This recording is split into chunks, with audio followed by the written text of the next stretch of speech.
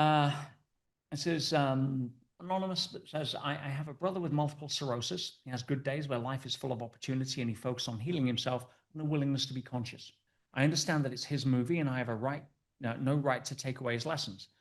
So do you have any advice on how to help somebody in pride and anger so he doesn't hurt the rest of my family physically and emotionally?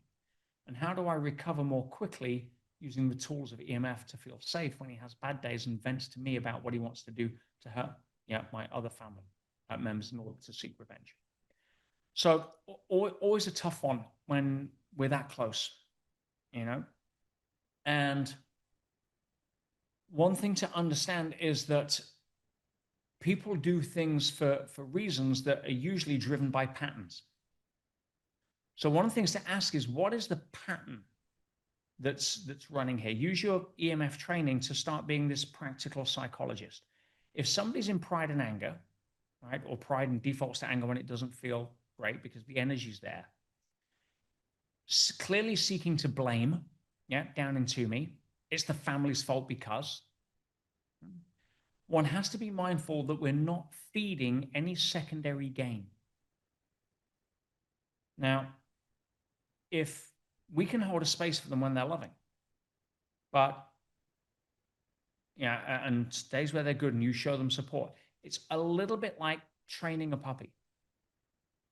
You positively enforce what's good and you don't negatively enforce what's bad. Now, why do you not negatively enforce what's bad? If the dog's peed on the carpet and you come home, you don't rub their nose in it and throw them outside.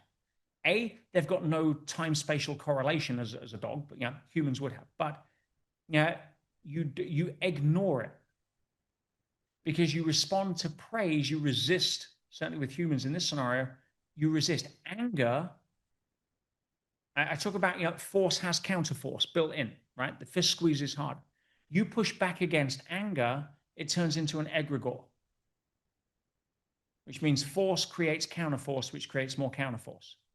So if you push back on his bad days, in other words, you meet anger with resistance, it's going to escalate. How do you stop a pendulum from swinging? If the pendulum comes in and you push it back, I teach this in my egregore classes on the Quantum Alignment Foundation course, when you understand the energetic principles of anger escalation that egregores push. If you're walking down the street and this wrecking ball on a demolition ball on a chain whacks into you, because someone says a bad thing or does something that's unprovoked, you turn around and push back. That's how arguments begin and escalate. If you push back a pendulum, what's the only thing that it can do?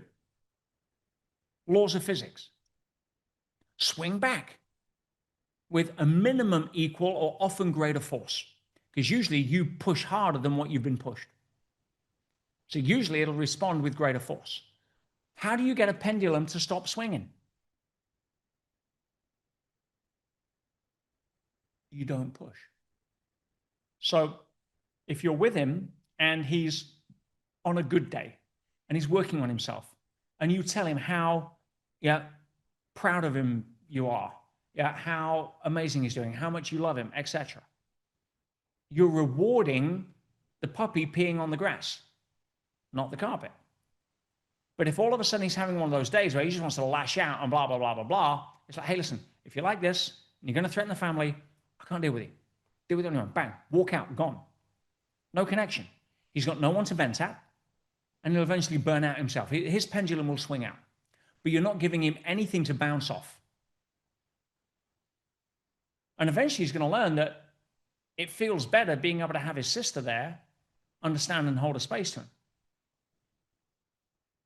And at some point, it may even be a case you got to let go for a while for him to learn his lessons. And I know you love him, but that may be the best lesson he can give and the best lesson you can lovingly give him.